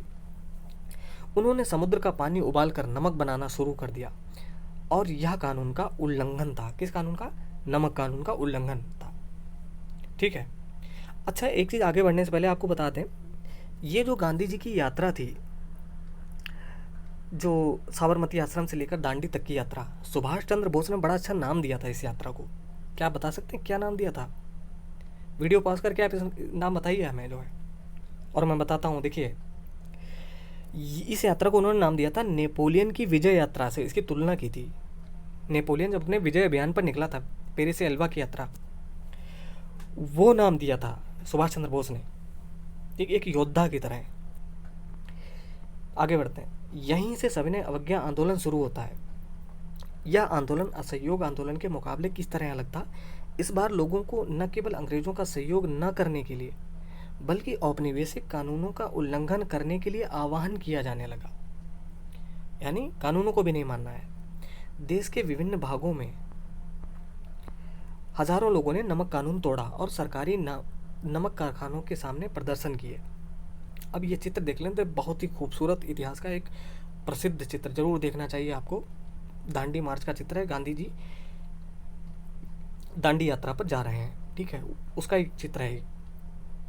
और मैं तो ऐसे जो चित्र होते हैं इनका स्नैपशॉट ले लेता हूँ, मुझे बहुत प्रेरित करते हैं ऐसे चित्र। बताओ मतलब कितने संघर्ष के बाद हमने आज़ादी प्राप्त की और आज हम लोग कितना मतलब जो है हमारा क्या योगदान देश के लिए। तो जो कुछ भी कर सकते हैं आप अपने देश के लिए करिए जब भी आपको मौका मिले, ठीक है। तो दांडी मार्च देखिए यहाँ पर। नमक यात्रा के दौरान महात्मा गांधी के साथ उनके 78 सहयोगी भी गए थे। रास्ते में हजारों लोग इस यात्रा में जुड़ते गए। अच्छे काम की हर कोई सराहना करता है, लोग जुड़ते हैं, ठीक है। तो हजारों लोग जुड़ते गए। ये देखिए गांधी जी जा रहे हैं पैदल, सिर पर मात्र एक कपड़ा पहने हुए अपने शरीर पर। तो हजारों लोगों ने नमक कानून तोड़ा और सरकारी नमक कारखानों के सामने प्रदर्शन किए। आंदोलन फैला तो विदेशी कपड़ों का बहिष्कार किया जाने लगा। शराब की दुकानों की पिकेटिंग होने लगी, यानी उन दुकानों के लोगों ने जाने से वहाँ पे रोका गया, ठीक है। किसानों ने लगान और चौकीदारी कर चुकाने से इनकार कर दिया। गांव में तैनात कर्मचारी इस्तीफे देने लगे। बहुत सारे स्थानों पर जंगलों में रहने वाले वन कानूनों का उल्लंघन करने लगे। अब वन कानून क्या होते हैं, ये अगर आपने 9th क्लास की हमारे साथ एनसीईआरटी पढ़ी होगी तो बहुत अच्छी तरीके से आप जानते होंगे। वे लकड़ी बीनने और मवेशियों को चराने के लिए आरक्षित वनों में घुसने लगे। आरक्षित वन क्या होते हैं ये भी हम लोगों ने उसी में देखा था, ठीक है। 9th क्लास की एनसीईआरटी में। तो इन घटनाओं से चिंतित औपनिवेशिक सरकार कांग्रेसी नेताओं को गिरफ्तार करने लगी। कौन? ब्रिटिश सरकार, या कह सकते हो औपनिवेशिक सरकार। किन नेताओं को? कांग्रेस के नेताओं को गिरफ्तार करने लगी। बहुत सारे स्थानों पर हिंसक टकराव हुए। अप्रैल 1930 में जब महात्मा गांधी के समर्पित साथी अब्दुल गफ्फार खान को गिरफ्तार किया गया तो गुस्साई भीड़ सशस्त्र बख्तरबंद गाड़ियों और पुलिस की गोलियों का सामना करते हुए सड़कों पर उतर आई। ठीक है, जब इनको किसको गिरफ्तार किया गया? खान अब्दुल गफ्फार खान को। तो बहुत सारे लोग मारे गए। महीने भर बाद गांधी जी को भी गिरफ्तार कर लिया गया। तो सोलापुर के औद्योगिक मजदूरों ने अंग्रेजी शासन का प्रतीक पुलिस चौकियों, नगर पालिका भवनों, अदालतों और रेलवे स्टेशनों पर हमले शुरू कर दिए। भयभीत सरकार ने निर्मम दमन का रास्ता अपनाया। शांतिपूर्ण सत्याग्रहियों पर हमले किए गए, औरतों व बच्चों को मारा पीटा गया और लगभग 1 लाख लोग गिरफ्तार किए गए। महात्मा गांधी ने एक बार फिर आंदोलन वापस ले लिया। 5 मार्च 1931 को उन्होंने इरविन के साथ एक समझौते पर दस्तखत किए। बहुत इंपॉर्टेंट है। कब? 5 मार्च 1931 को उन्होंने, किसने? गांधी जी ने जब आंदोलन वापस ले लिया, फिर क्या हुआ? 5 मार्च 1931 को उन्होंने इरविन के साथ एक समझौते पर दस्तखत कर दिए। इस गांधी इरविन समझौते के जरिए गांधी जी ने लंदन में होने वाले दूसरे गोलमेज सम्मेलन में हिस्सा लेने पर अपनी सहमति व्यक्त कर दी कि ठीक है, हम गोलमेज सम्मेलन में हिस्सा लेंगे। कौन से गोलमेज सम्मेलन में? दूसरे गोलमेज सम्मेलन में। अब यहाँ चित्र 1 दिया गया, इसको भी देख लिया जाए। सत्याग्रहियों पर हमला करती पुलिस, 1930 का दृश्य है ये।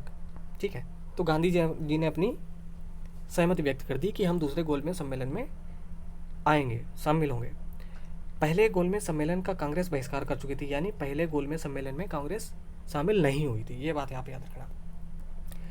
इसके बदले सरकार राजनीतिक कैदियों को रिहा करने पर राजी हो गई। जब गांधी जी ने उस पर दस्तखत कर दिए तो सरकार राजनीतिक कैदियों, जिनको गिरफ्तार कर लिया था, उनको कहा कि ठीक है, हम इनको रिहा कर देंगे। दिसंबर 1931 में सम्मेलन के लिए गांधी जी लंदन गए। यह वार्ता बीच में ही टूट गई और उन्हें निराश वापस लौटना पड़ा। यहाँ आकर उन्होंने पाया कि सरकार ने नए सिरे से दमन शुरू कर दिया। गफ्फार खान और जवाहरलाल नेहरू दोनों जेल में थे। कांग्रेस को गैर कानूनी घोषित कर दिया गया। यानी कांग्रेस मतलब कांग्रेस जो संस्था थी जिसकी स्थापना 1885 में हुई थी। किसने स्थापना की थी कांग्रेस की? एलन ऑक्टेवियन ह्यूम ने। तो कांग्रेस को गैर कानूनी घोषित कर दिया गया। सभाओं, प्रदर्शनों और बहिष्कार जैसी गतिविधियों को रोकने के लिए सख्त कदम उठाए जा रहे थे। भारी आशंकाओं के बीच महात्मा गांधी ने सविनय अवज्ञा आंदोलन दोबारा शुरू कर दिया।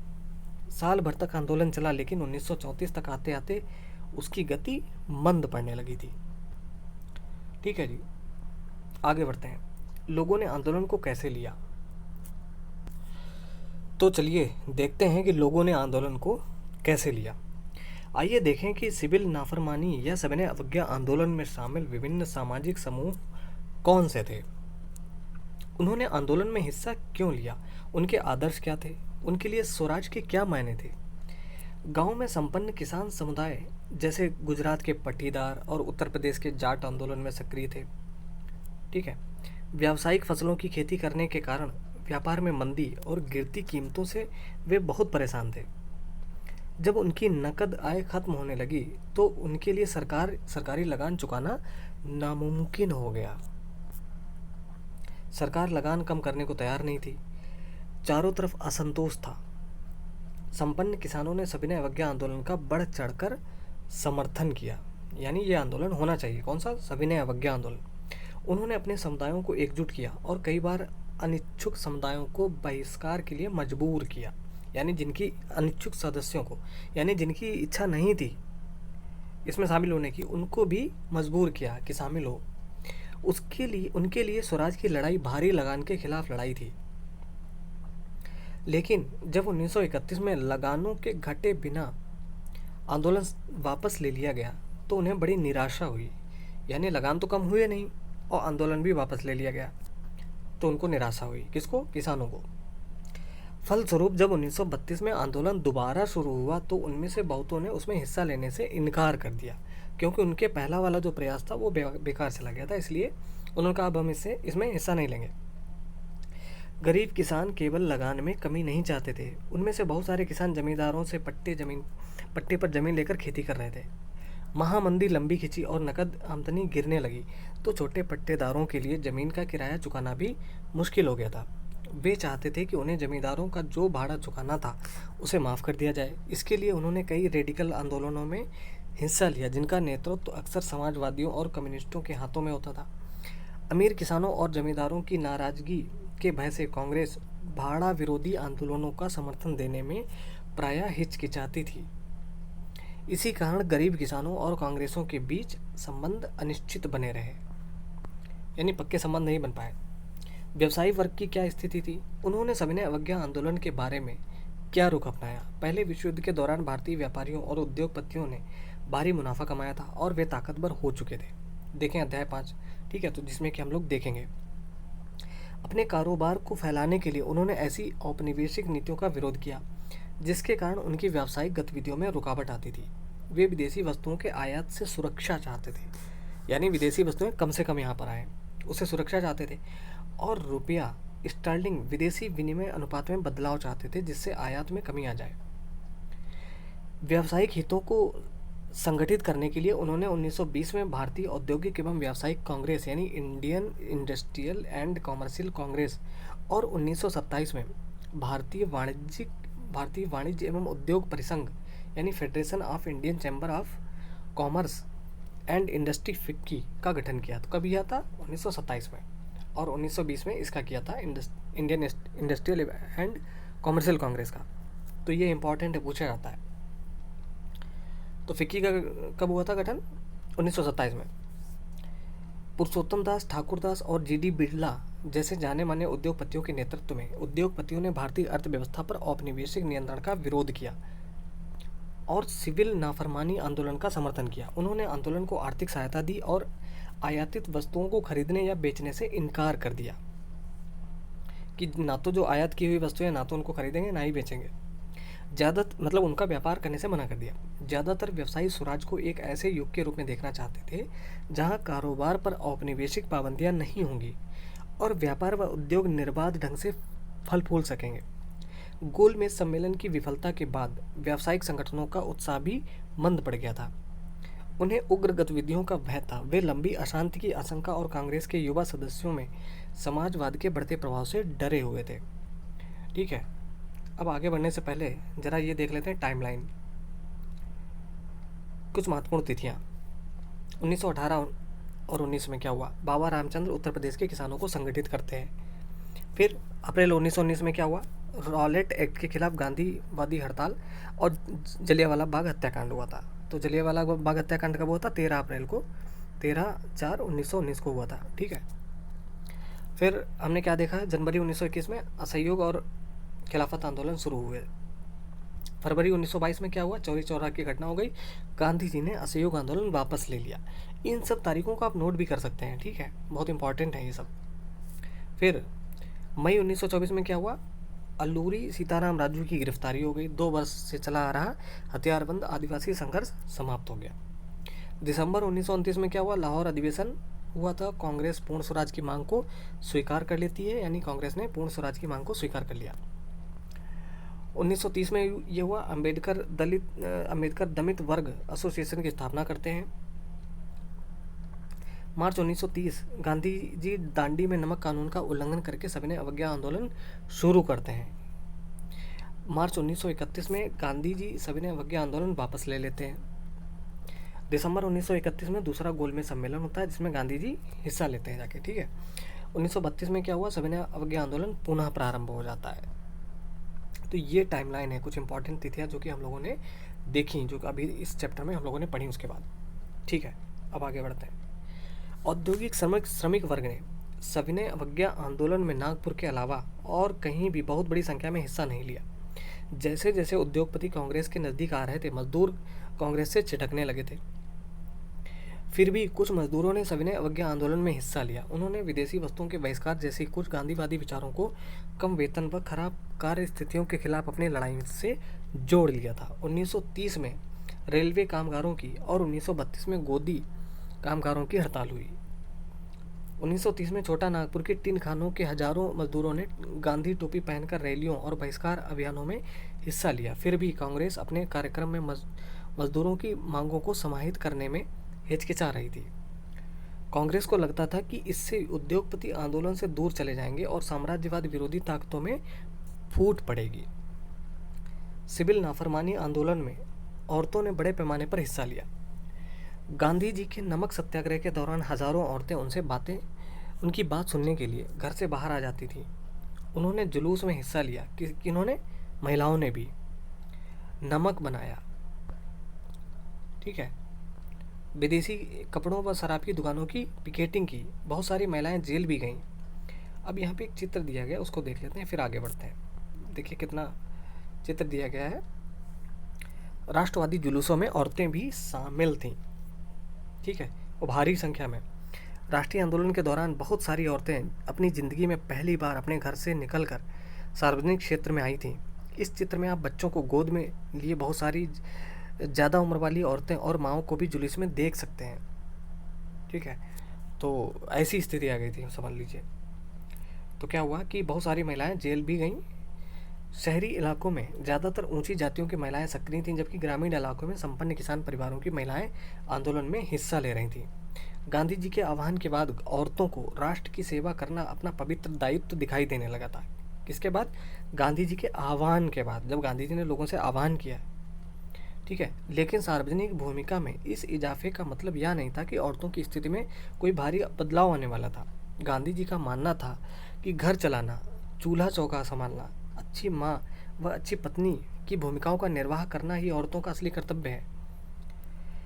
इसलिए लंबे समय तक कांग्रेस संगठन में किसी भी महत्वपूर्ण पद पर औरतों को जगह देने से, कांग्रेस जो थी वो औरतों को जगह देने से हिचकिचाती रही लंबे समय तक। कांग्रेस को उनकी प्रतीकात्मक उपस्थिति में ही दिलचस्पी थी। आगे बढ़ते हैं। सविनय अवज्ञा की सीमाएं। सभी सामाजिक समूह स्वराज की अमूर्त अवधारणा से प्रभावित नहीं थे। ऐसा ही एक समूह राष्ट्र के अछूतों का था। वे 1930 के बाद खुद को दलित या उत्पीड़ित कहने लगे थे। कांग्रेस ने लंबे समय तक दलितों पर ध्यान नहीं दिया, क्योंकि कांग्रेस रूढ़िवादी सवर्ण हिंदू सनातन पंथियों से डरी हुई थी। लेकिन महात्मा गांधी ने ऐलान किया कि अस्पृश्यता यानी छुआछूत को खत्म किए बिना 100 साल तक भी स्वराज की स्थापना नहीं की जा सकती। ये किसका मानना था? गांधी जी ने ऐलान किया। उन्होंने अछूतों को हरिजन यानी ईश्वर की संतान बताया। किसने? गांधी जी ने। उन्होंने मंदिरों, सार्वजनिक तालाबों, सड़कों और कुओं पर समान अधिकार दिलाने के लिए सत्याग्रह किया। मैला ढोने वालों के काम को प्रतिष्ठा दिलाने के लिए वे खुद शौचालय साफ करने लगे। कौन?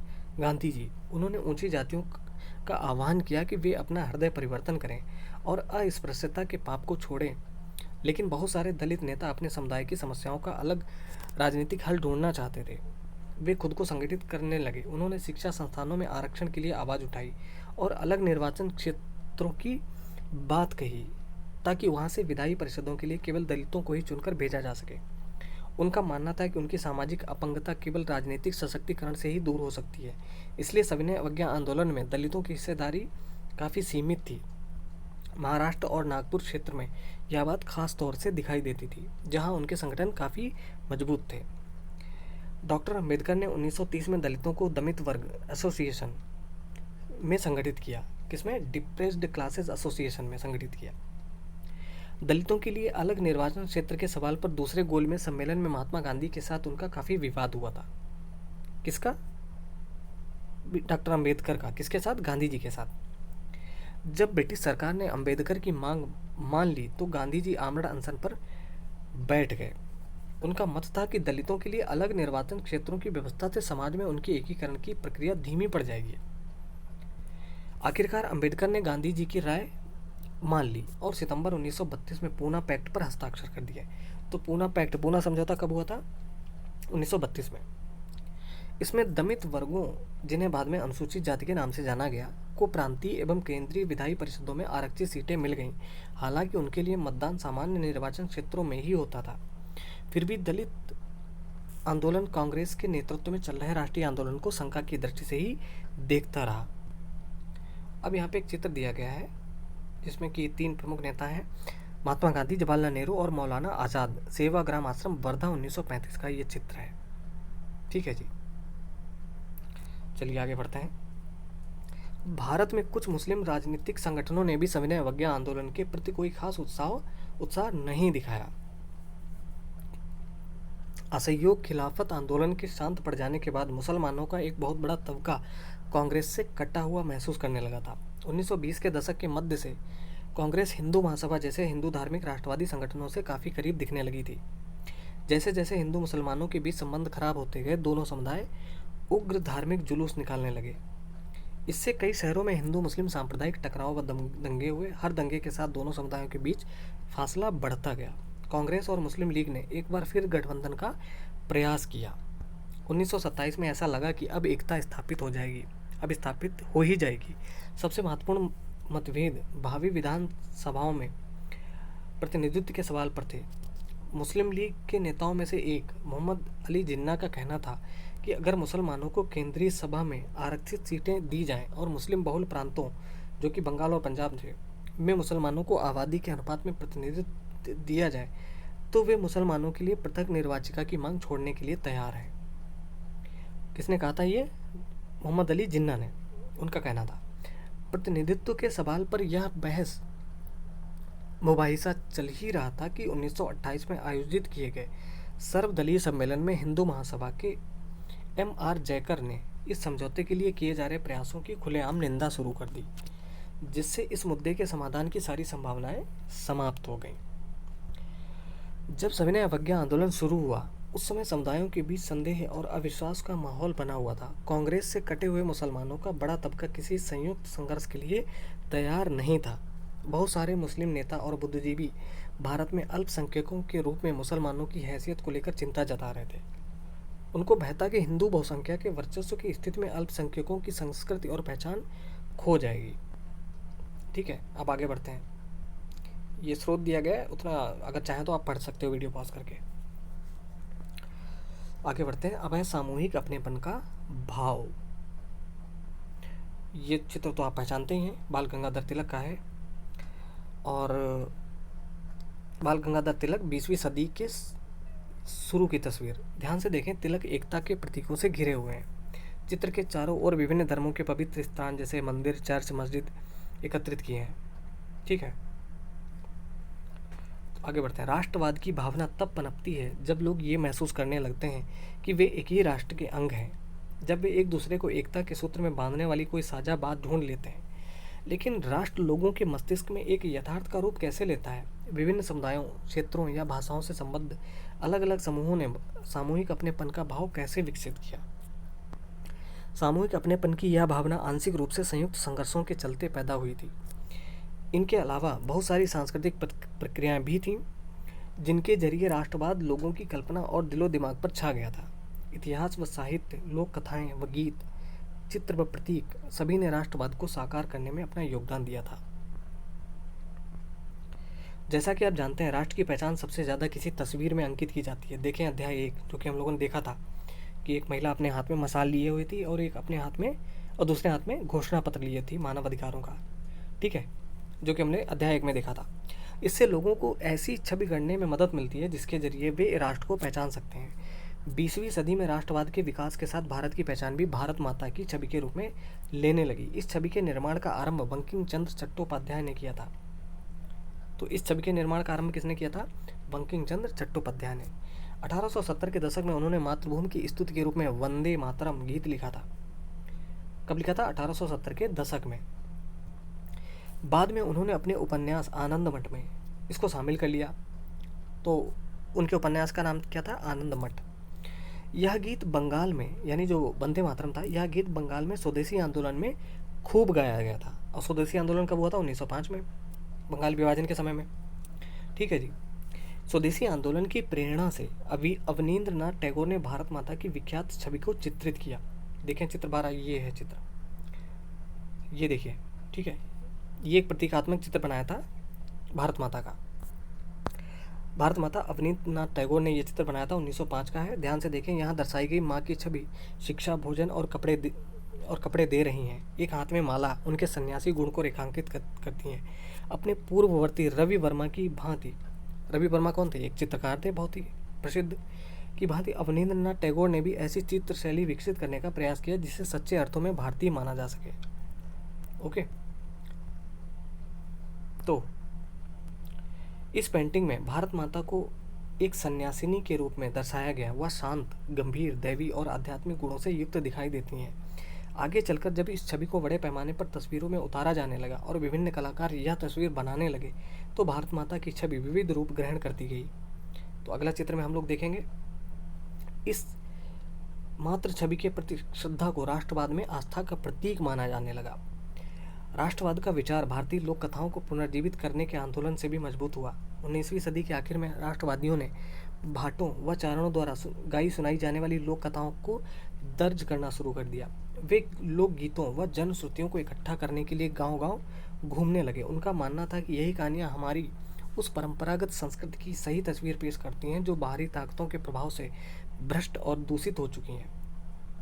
अपनी राष्ट्रीय पहचान को ढूंढने और अपने अतीत में गौरव का भाव पैदा करने के लिए इस लोक परंपरा को बचाकर रखना जरूरी था। बंगाल में खुद रविंद्रनाथ टैगोर भी लोक गाथा गीत, बाल गीत और मिथकों को इकट्ठा करने निकल पड़े। ठीक है, अब यहाँ पे एक चित्र दिया गया है, चित्र नंबर 13, जो कि है जवाहरलाल नेहरू का एक लोकप्रिय चित्र। इस चित्र में नेहरू भारत माता और भारत के नक्शे को हृदय के पास रखे दिखाई दे रहे हैं। बहुत सारे चित्रों में राष्ट्रवादी नेताओं को अपना सिर भारत माता के चरणों में चढ़ाते हुए दर्शाया गया है। माँ के लिए बलिदान का विचार लोगों की कल्पना में बहुत महत्वपूर्ण था। ठीक है, आगे देखते हैं, जो कि अभी हमने चित्र 14 में की बात की थी भारत माता की, ये दूसरा चित्र है। यहाँ पर है भारत माता की यह छवि अवनींद्रनाथ टैगोर द्वारा चित्रित छवि के बिल्कुल विपरीत है। यहाँ भारत माता के हाथों में त्रिशूल है और वह हाथी व शेर के बीच खड़ी हैं। ये दोनों ही शक्ति और सत्ता के प्रतीक है। ठीक है, चलिए अब आगे देखते हैं। तो क्या देखा हम लोगों ने कि बंगाल में खुद रविन्द्रनाथ टैगोर भी लोक गाथा गीत, बाल गीत और मिथकों को इकट्ठा करने निकल पड़े। उन्होंने लोक परंपराओं को पुनर्जीवित करने वाले आंदोलन का नेतृत्व किया। मद्रास में नटेशा शास्त्री ने the folklores of southern India के नाम से तमिल लोक कथाओं का विशाल संचालन 4 खंडों में प्रकाशित किया। उनका मानना था कि लोक कथाएं राष्ट्रीय साहित्य होती हैं या लोगों के असली विचारों और विशिष्टताओं की सबसे विश्वसनीय अभिव्यक्ति हैं। जैसे जैसे राष्ट्रीय आंदोलन आगे बढ़ा, राष्ट्रवादी नेता लोगों को एकजुट करने और उनमें राष्ट्रवाद की भावना भरने के लिए इस तरह के चिन्हों और प्रतीकों के बारे में और ज़्यादा जागरूक होते गए। बंगाल में स्वदेशी आंदोलन के दौरान एक तिरंगा झंडा हरा, पीला, लाल तैयार किया गया। कब? स्वदेशी आंदोलन के दौरान, 1905 के दौरान, बंगाल विभाजन के दौरान। ठीक है, इसमें ब्रिटिश भारत के 8 प्रांतों का प्रतिनिधित्व करते कमल के 8 फूल और हिंदुओं व मुसलमानों का प्रतिनिधित्व करता एक अर्धचंद्र दर्शाया गया था। 1921 तक गांधी जी ने भी स्वराज का झंडा तैयार कर लिया था। यह भी तिरंगा सफ़ेद, हरा और लाल था। इसके मध्य में गांधीवादी प्रतीक चरखे को जगह दी गई थी, जो स्वावलंबन का प्रतीक था। स्वावलंबन क्या होता है? अपना काम खुद करना। ठीक है, उसको कहते हैं स्वावलंबी होना। जुलूसों में यह झंडा थामे चलना शासन के प्रति अवज्ञा का संकेत था। यानी इस झंडे को लेकर अपना चलना तो शासन के प्रति अवज्ञा का संकेत था। इतिहास की पुनर्व्याख्या राष्ट्रवाद की भावना पैदा करने का एक और साधन थी। 19वीं सदी के अंत तक आते आते बहुत सारे भारतीय यह महसूस करने लगे थे कि राष्ट्र के प्रति गर्व का भाव जगाने के लिए भारतीय इतिहास को अलग ढंग से पढ़ाया जाना चाहिए। अंग्रेज़ों की नज़र में भारतीय पिछड़े हुए और आदिम लोग थे जो अपना शासन खुद नहीं संभाल सकते। इसके जवाब में भारत के लोग अपनी महान उपलब्धियों की खोज में अतीत की ओर देखने लगे। उन्होंने उस गौरवमयी प्राचीन युग के बारे में लिखना शुरू कर दिया जब कला और वास्तुशिल्प, विज्ञान और गणित, धर्म और संस्कृति, कानून और दर्शन, हस्तकला और व्यापार फल फूल रहे थे। उनका कहना था कि इस महान युग के बाद पतन का समय आया और भारत को गुलाम बना लिया गया। इस राष्ट्रवादी इतिहास में पाठकों को अतीत में भारत की महानता व उपलब्धियों पर गर्व करने और ब्रिटिश शासन के तहत दुर्दशा से मुक्ति के लिए संघर्ष का मार्ग अपनाने का आह्वान किया जाता था। लोगों को एकजुट करने की इन कोशिशों की अपनी समस्याएं थीं। जिस अतीत का गौरवगान किया जा रहा था वह हिंदुओं का अतीत था। जिन छवियों का सहारा लिया जा रहा था वे हिंदू प्रतीक थे, इसलिए अन्य समुदायों के लोग अलग थलग महसूस करने लगे थे। ठीक है, तो दोस्तों अब निष्कर्ष पे आते हैं और ये चैप्टर समाप्त हो जाएगा। निष्कर्ष क्या निकला? अंग्रेज सरकार के खिलाफ बढ़ता गुस्सा विभिन्न भारतीय समूहों और वर्गों को स्वतंत्रता के साझा संघर्ष में खींच रहा था। महात्मा गांधी के नेतृत्व में कांग्रेस ने लोगों के असंतोष और परेशानियों को स्वतंत्रता के संगठित आंदोलन में समाहित करने का प्रयास किया। उन्होंने आंदोलन के जरिए पूरे देश को एकता के सूत्र में पिरोने का प्रयास किया, लेकिन जैसा कि हमने देखा, इन आंदोलनों में हिस्सा लेने वाले विभिन्न समूह और वर्ग अलग अलग आकांक्षाओं और अपेक्षाओं के साथ हिस्सा ले रहे थे। उनकी शिकायतें बहुत व्यापक थीं, इसलिए औपनिवेशिक शासन से मुक्ति का भी सबके लिए अपना अपना अर्थ था। कांग्रेस ने इन विभेदों को हल करने और यह सुनिश्चित करने के लिए हमेशा प्रयास किया कि एक समूह की मांगों के कारण कोई दूसरा समूह दूर न चला जाए। यही वजह है कि आंदोलन के भीतर अक्सर बिखराव आ जाता था। कांग्रेस की सरगर्मियों और राष्ट्रीय एकता के शिखर को छूने के बाद बिखराव और आंतरिक टकराव के चरण आ जाते थे। संक्षेप में, जो राष्ट्र उभर रहा था वह औपनिवेशिक शासन से मुक्ति की चाह रखने वाली बहुत सारी आवाज़ों का पुंज था। अब यहाँ पर एक और चित्र है, बहुत ही सुंदर। भारत छोड़ो आंदोलन के दौरान बम्बई में औरतों का एक जुलूस। तो भारत छोड़ो आंदोलन कब शुरू हुआ था? 1942 में, अगस्त 1942 में, ठीक है। तब का एक चित्र है ये, इसमें बहुत सारी महिलाएं, बहुत सारे झुंड जो है एकजुट हो गए थे। तो भारत छोड़ो आंदोलन, जरा इसके बारे में पढ़ लेते हैं। क्रिस्प मिशन की असफलता एवं द्वितीय विश्व युद्ध के प्रभाव ने भारत में व्यापक असंतोष को जन्म दिया। इसके फलस्वरूप गांधी जी ने एक आंदोलन शुरू किया जिसमें उन्होंने अंग्रेजों के पूरी तरह से भारत छोड़ने पर जोर दिया। और क्या नारा दिया गया था? अंग्रेजों भारत छोड़ो। वर्धा में 14 जुलाई 1942 को अपनी कार्यकारिणी में कांग्रेस कार्य समिति ने ऐतिहासिक भारत छोड़ो प्रस्ताव पारित किया। कब? 1942 में, जिसमें सत्ता का भारतीयों को तत्काल हस्तांतरण एवं भारत छोड़ने की मांग की गई। यानी तुरंत जो सत्ता है उसको छोड़ के चले जाओ, ये अंग्रेजों से आह्वान किया गया, मांग की गई। 8 अगस्त 1942 को बम्बई में अखिल भारतीय कांग्रेस समिति ने इस प्रस्ताव का समर्थन किया, जिसमें पूरे देश में व्यापक पैमाने पर एक अहिंसक जन संघर्ष का आह्वान किया गया। इसी अवसर पर गांधी जी ने प्रसिद्ध करो या मरो का भाषण दिया, यानी डू और डाई। भारत छोड़ो इस आह्वान ने देश के अधिकतर हिस्सों में राज्य व्यवस्था को ठप कर दिया। लोग स्वतः ही आंदोलन में कूद पड़े। लोगों ने हड़तालें की और राष्ट्रीय गीतों एवं नारों के साथ प्रदर्शन किए एवं जुलूस निकाले। यह आंदोलन वास्तव में एक जन आंदोलन था, जिसमें छात्र, मजदूर और किसान जैसे हजारों साधारण लोगों ने हिस्सा लिया। इसमें नेताओं की सक्रिय भागीदारी भी देखी गई, जिसमें जयप्रकाश नारायण, अरुणा आसफ अली एवं राम मनोहर लोहिया और बहुत सारी महिलाएं, जैसे बंगाल से मातंगिनी हाजरा, असम से कनकलता बरुआ और उड़ीसा से रमा देवी थी। अंग्रेजों द्वारा अत्यधिक बल प्रयोग के बावजूद इसे दबाने में 1 वर्ष से अधिक समय लग गया, इस आंदोलन को दबाने में, ठीक है। तो दोस्तों, अब उन्हीं क्वेश्चन पर हम लोग लौटते हैं जो हम लोगों ने शुरू में देखते थे कि उपनिवेशों में राष्ट्रवाद की उदय की प्रक्रिया उपनिवेशवाद विरोधी आंदोलन से जुड़ी हुई क्यों थी, ठीक है। तो इसका आंसर आपने मिल गया होगा, आपको काफ़ी कुछ आपको समझ में आया होगा। दूसरा क्वेश्चन था कि पहले विश्व युद्ध ने भारत में राष्ट्रीय आंदोलन के विकास में किस प्रकार योगदान दिया। उसके बाद भारत के लोग रॉलेट एक्ट के विरोध में क्यों थे, तो वो तो हम लोगों ने देखा ही था कि क्यों थे, कि 2 साल तक बिना किसी मुकदमा के उनको जेल में डाला जा सकता है। अब इसको आप संक्षेप में तो लिख ही सकते हैं। गांधी जी ने असहयोग आंदोलन का वापस लेने का फैसला क्यों लिया, ठीक है। तो वो सारे कारण भी आपने अगर ध्यान से देखे होंगे तो समझ सकते हैं।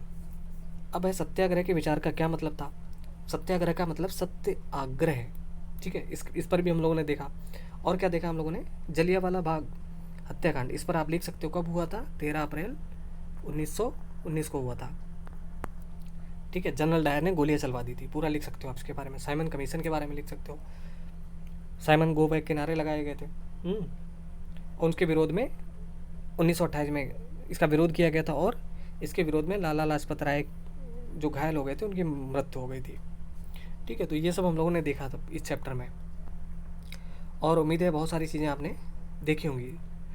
तो दोस्तों, ये चैप्टर कैसा रहा? काफ़ी लंबा हो गया और लगातार बोलते रहने से मेरा गला पड़ जाता है, लेकिन मैं चाहता हूँ कि एक ही वीडियो में आपका ये पूरा लेसन चैप्टर जो है कंप्लीट हो जाए, ठीक है, ताकि चित्रों के माध्यम से देखते हुए आप पूरा अच्छे तरीके से समझते हुए आगे बढ़ें।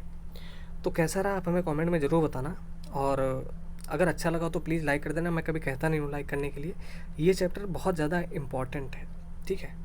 तो लाइक कर देना, अगर शेयर करना जिन लोगों को अगर आप लगता है कि लोग तैयारी कर रहे हैं उन तक आप शेयर भी कर सकते हैं। तो दोस्तों वीडियो देखने के लिए बहुत बहुत धन्यवाद और मिलते हैं अगले वीडियो में, तब तक के लिए नमस्कार, जय हिंद।